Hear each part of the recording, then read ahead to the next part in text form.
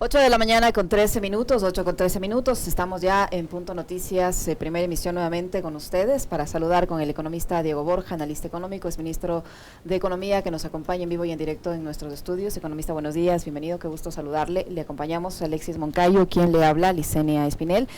El Centro Estratégico de Geopolítica CELAC ha realizado un estudio, ha presentado un informe sobre el lavado de dinero sucio en el Ecuador, nada más y nada menos que en el sistema financiero, y habla de una cifra absolutamente grande, 3.500 millones de dólares es el monto del dinero sucio que se lavó nada más que en un año, en el 2021, en el sistema financiero de Ecuador, lo que triplica la estimación de 1.200 millones de dólares en el periodo de 2007 a 2016. Es así, es una cifra absolutamente enorme en el sistema financiero. Yo digo, si a un ciudadano común y corriente por tratar de depositar $100 les hacen tremendo problema, les hacen llenar un formulario, por poco le toman la foto del depositante de los $100, ¿cómo es que 3.500 millones de dólares se pueden lavar en el sistema financiero? Buenos días, Licenia, buenos días, Alexis, buenos días a toda la comunidad que nos ve por esta radio, por este medio. Es un estudio muy interesante. El estudio de CELAC se basa además en muchas fuentes de carácter bibliográfico internacional. No solamente es especulación, no solamente es una opinión, ¿no?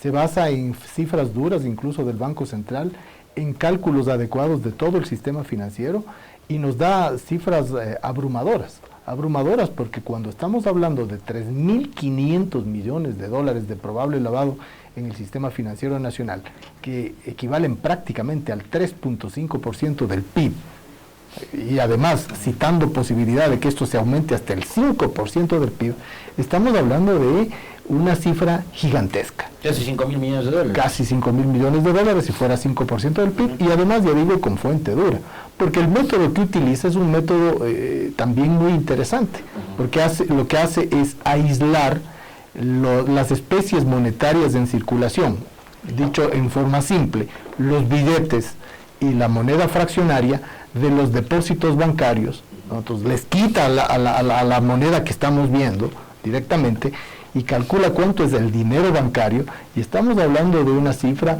de 50.000 millones de dólares más o menos para el año 2021.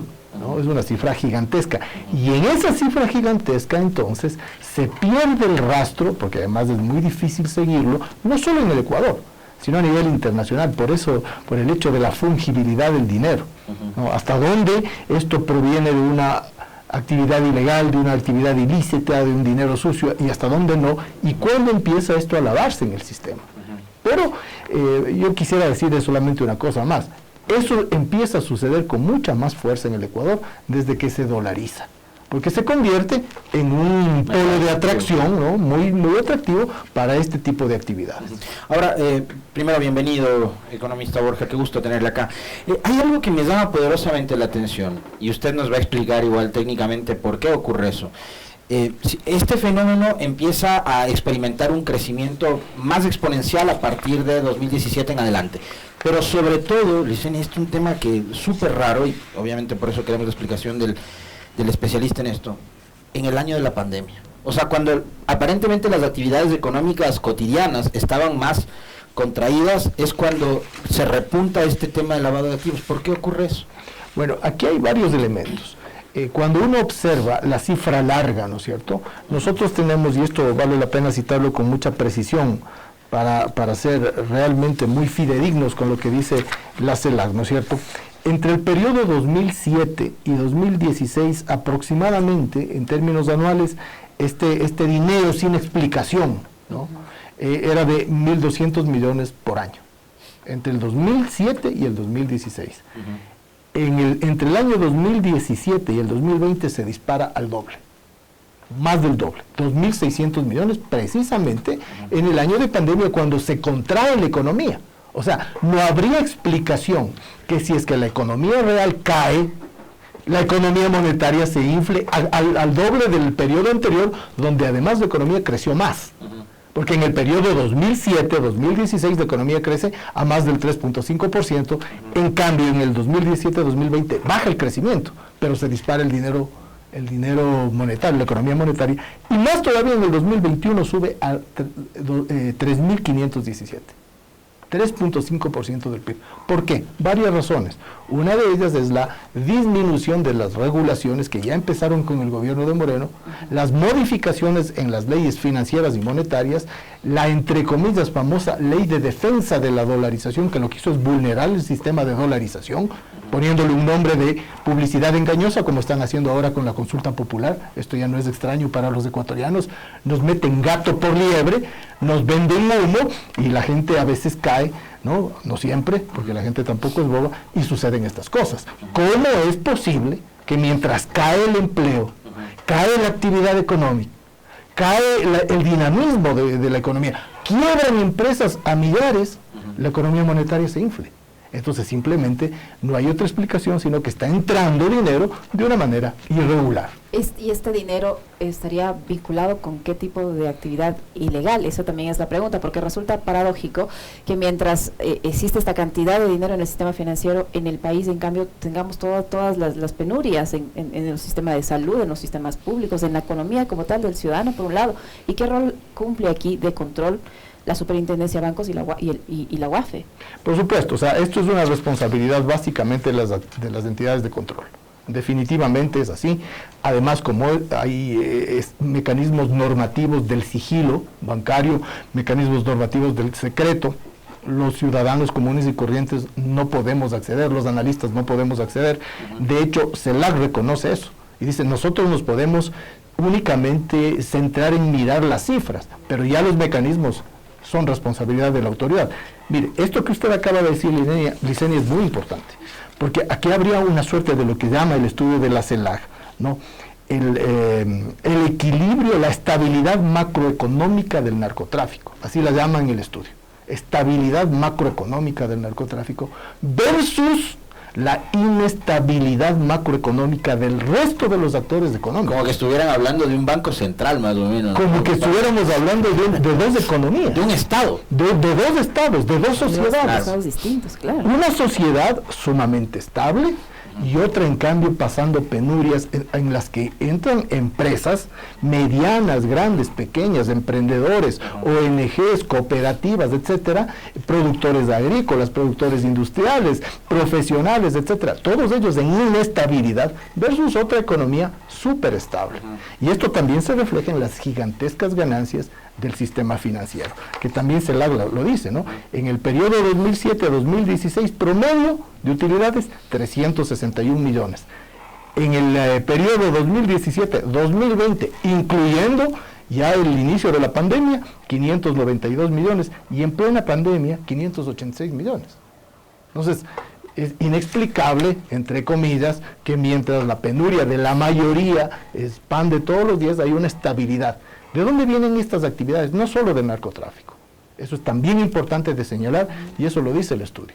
De un conjunto de actividades ilícitas, ¿no? Entonces, es el tráfico de narcóticos, pero también es el tráfico de personas, es el tráfico, el contrabando puro y duro, es el tráfico de armas en algunos casos, probablemente en el Ecuador no tanto, y es el dinero que no se paga, producto de, como dice el estudio, del robo de activos públicos, así lo dice el estudio, ¿no? Y de lo que no se paga en términos de tributos porque se evade.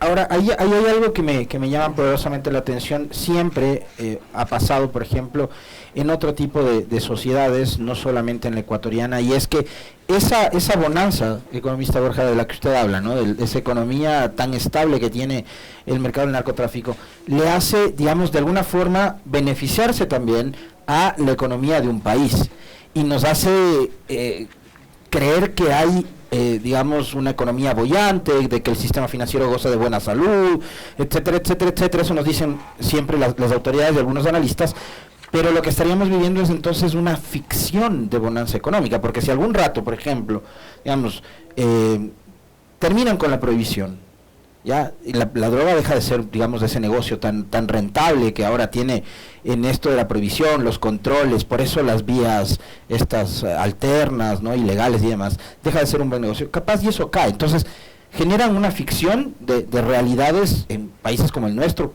pasó en Colombia, quizás pasa también en la economía de los Estados Unidos. Aquí hay ficciones y hay realidades. Una primera cosa que se dice del sentido común que habría que desmontar es que no importa de dónde llegan los dólares, al ser dólares le beneficia a la economía. Lo importante es que haya liquidez. Que haya dólares. Eso se escucha con mucha frecuencia. Si vienen dólares de la exportación de banano, si vienen dólares de la exportación de petróleo, si vienen dólares del narcotráfico, da lo mismo porque son dólares que entran a la economía. No es cierto. No es cierto. ¿Por qué no es cierto? Porque la economía monetaria que estamos hablando, donde se lava muchísimo dinero ilícito, ya digo, no solo del narcotráfico, tiene una estabilidad macroeconómica y unas ganancias que no la tienen el resto de la economía.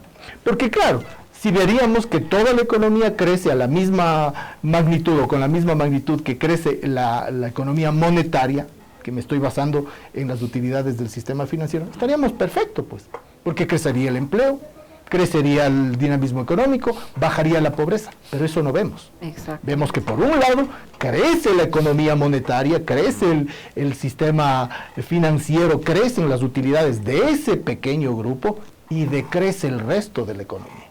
Pero que sí hay un impacto directo y negativo, y aquí hay una bibliografía muy extensa de nivel internacional que se le recomiendo a toda la audiencia leerla, ¿no?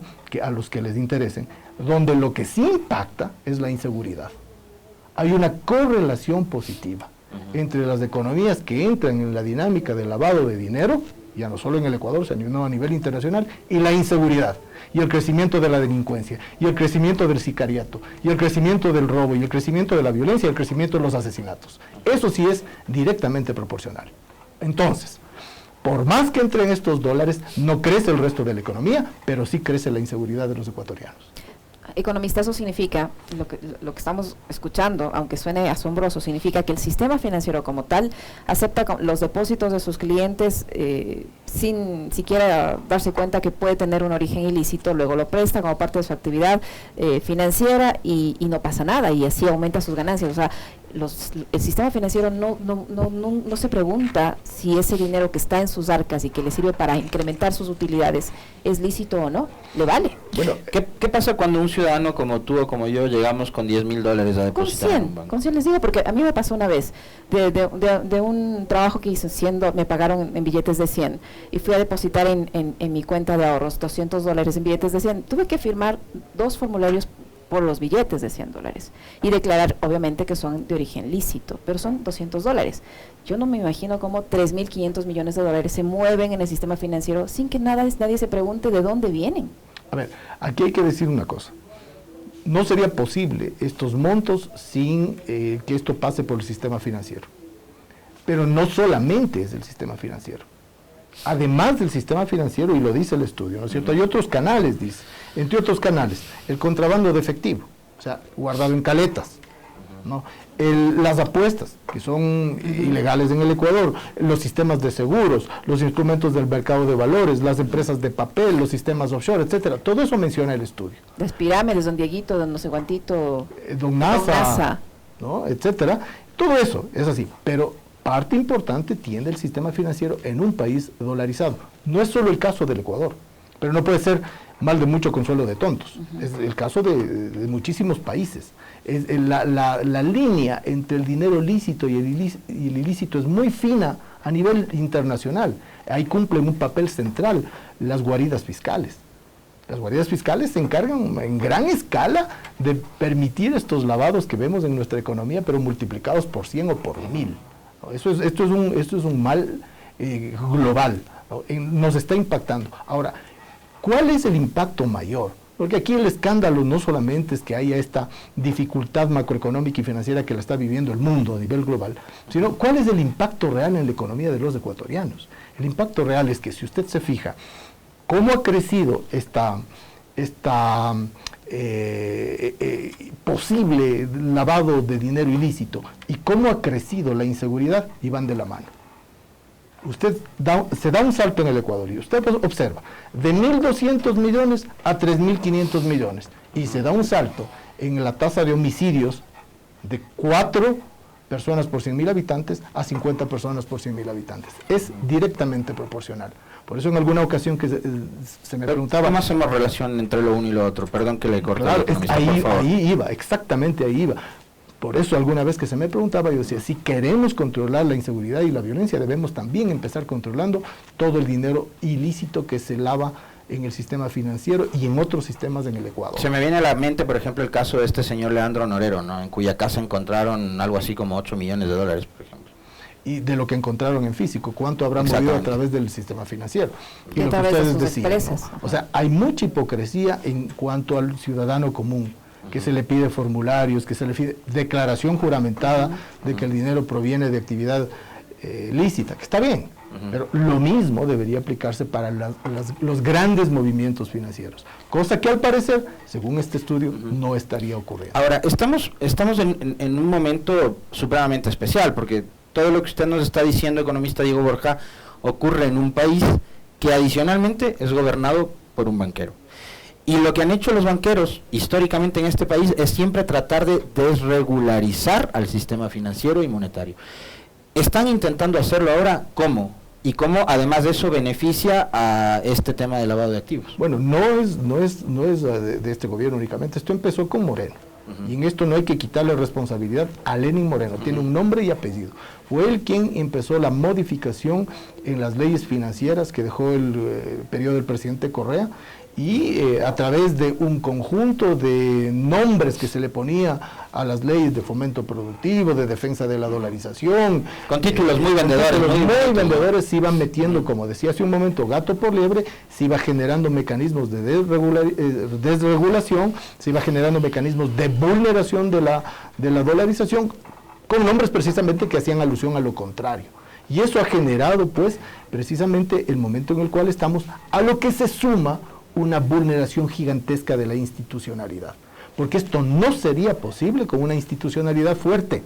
Eso también vale la pena decir, porque a río revuelto ganancia de pescadores, pues. Entonces, si tenemos una institucionalidad terriblemente vulnerada, un Consejo de Participación Ciudadana que quiere nombrar superintendente de bancos de una manera absolutamente ilegal a una persona, una consulta popular que pretende vulnerar precisamente la nominación de autoridades basado en méritos, basado en concursos, basado en controles, quieren vulnerarlo y pasarlo directamente al Ejecutivo. Entonces, una institucionalidad débil permite fácilmente que este tipo de prácticas se enraícen y se hagan parte de la vida cotidiana. Por eso es fundamental volver a un esquema de fortaleza institucional y democrática, porque también muchos de estos elementos se da bajo las formas del secretismo y del autoritarismo. Mientras más concentración de poder hay en algún espacio, normalmente en el Ejecutivo, más dificultad hay de control. ¿Qué estamos viendo en los últimos días? Un presidente que le llama a la fiscal a darle órdenes. Eso es absolutamente contrario al Estado de Derecho, a la división de poderes. Lo que estamos viendo es vulneración de las institucionalidades, donde este tipo de prácticas hacen carne, no se vuelven parte de la vida cotidiana. ¿Y quién termina pagando los platos rotos? Los ecuatorianos que vemos vulnerada nuestra seguridad física, ya no nuestra seguridad jurídica. Ahora, lo llamativo de esto, lo llamativo de esto es que, digamos, se le haga esta revelación en un país en donde no hay mucha, y ellos lo dicen en la publicación, no hay mucha literatura sobre esto en el sistema financiero de Ecuador, en Ecuador.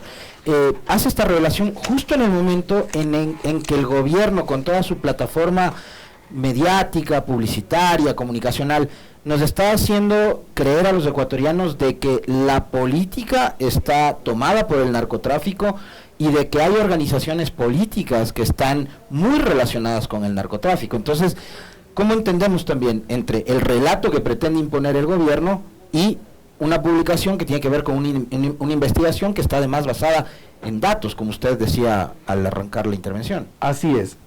Interesante es ver que en el estudio de la CELAC se muestra al final una referencia bibliográfica fuerte de normalmente estudios internacionales que han estudiado en profundidad, que han analizado en profundidad este tipo de vínculos entre política y narcotráfico, entre política y lavado de dinero, entre política y penetración de estas organizaciones criminales en la vida cotidiana. Por ejemplo, el presidente Petro, en su libro, ¿no es cierto?, si lo han leído, él habla del riesgo que existe de la traquetización, dice él, de la sociedad.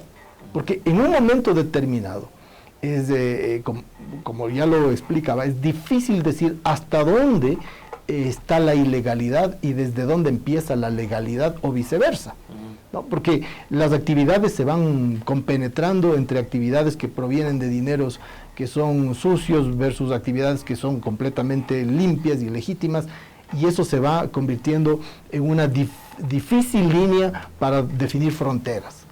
Pero es como una metástasis, si se pudiera poner una metáfora médica, ¿no? En la que se va tomando el cuerpo social.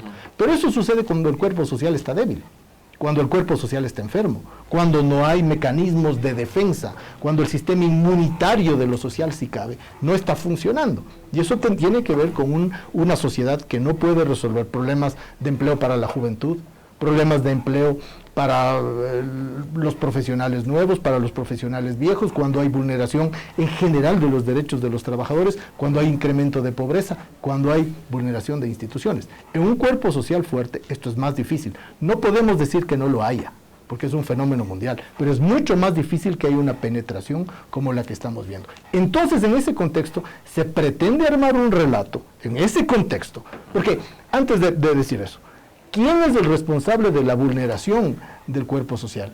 ¿Quién los gobierna, pues? Fue responsable en su momento el gobierno de Moreno, y lo pagamos con vidas humanas durante la pandemia, y es responsable ahora el gobierno de Lasso.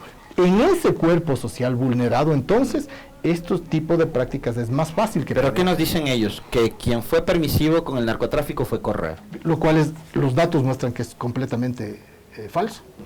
Y si es que hubiera sido permisivo, digamos que aceptamos la tesis, veamos el dato. Y dice que durante el periodo del gobierno de Correa, del 2007 al 2016, ¿no? Apenas habían 1.200 millones de lavado. En un año se ha triplicado en el gobierno del presidente Lasso. Los hechos hablan por sí solos. Y digamos, una vez más, no importa de dónde viene el dinero, que no importa que venga del narcotráfico, ok, pero está beneficiando al sistema financiero y no a la economía real. Entonces los que se oponen, digamos, o los que tienen una visión que no concuerda con el gobierno respecto a la consulta popular, no serían pues los que simpatizan con el narcotráfico, porque los que simpatizan con el narcotráfico están dentro del sistema financiero. Bueno, yo creo que los hechos en eso están siendo extremadamente contundentes, ¿no? O sea, el escándalo del Gran Padrino, a propósito de lo que estamos viviendo. El Gran Padrino en medio de un relato que pretende decir que hay que extraditar a los delincuentes, no sé qué, no sé cuánto. Y vemos que los grandes delincuentes provienen más bien de las oligarquías y de los delincuentes de cuello blanco. Entonces, yo no soy partidario de la extradición de nadie. Quien fui asambleísta constituyente y estuve a favor de una constitución que dice que se debe prohibir la extradición de los ecuatorianos, porque decir, háganme el favor, denme juzgando a estas personas afuera porque yo soy absolutamente incapaz, lo que hace es vulnerar más todavía al Estado. ¿Qué va a suceder? ¿Qué sucede en Colombia?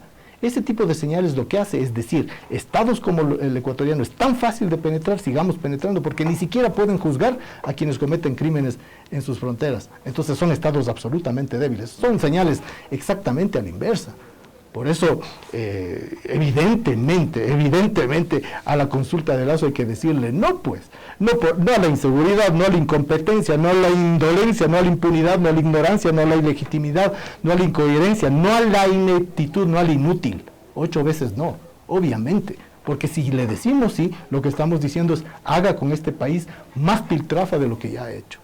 Economista, usted hablaba hace un momentito de la desinstitucionalización, ¿no es cierto?, de esta falta de institucionalidad que tenemos ahora.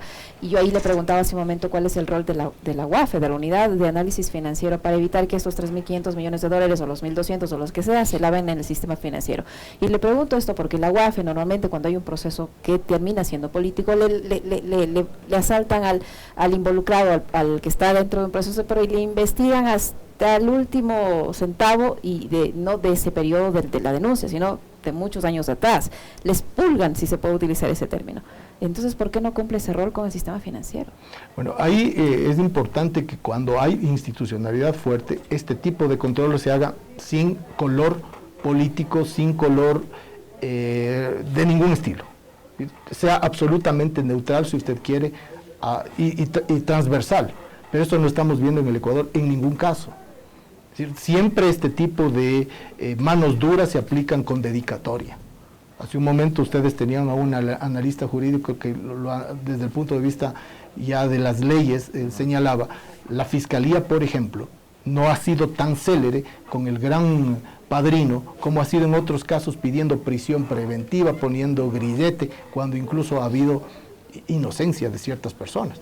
Caso concreto, el de la prefecta de Pichincha en su momento, ¿no? Ahora, en cambio, hay evidencia incluso por parte de un medio que ha sido afín al gobierno, que está señalando esto, y la Fiscalía actúa con mucha laxitud, por decirlo menos. Entonces, lo mismo sucede con el resto de los organismos de control y vigilancia. No hay la misma celeridad, no hay la misma eficiencia para unos que para otros. Y ahí no hay confianza. Y obviamente eso vulnera la confianza y una vez más vulnera la institucionalidad, porque los que lo hacen a lo grande lo siguen haciendo, mientras que se centran en muestras muy pequeñitas donde si alguna vez han encontrado algo son minucias frente a lo que está pasando a borbotones ante sus ojos y ante ojos que se hacen de la vista gorda, ¿no? Muchísimas gracias, economista. Un gusto haber conversado con usted y nos quedamos pues asombrados con estas novedades que nos ha contado hoy. Muy amable por habernos acompañado. Gracias a ustedes. Gracias, economista. El economista Diego Borja, analista económico, exministro de Economía, que ha estado con nosotros, 8:39 minutos. Y ya regresamos.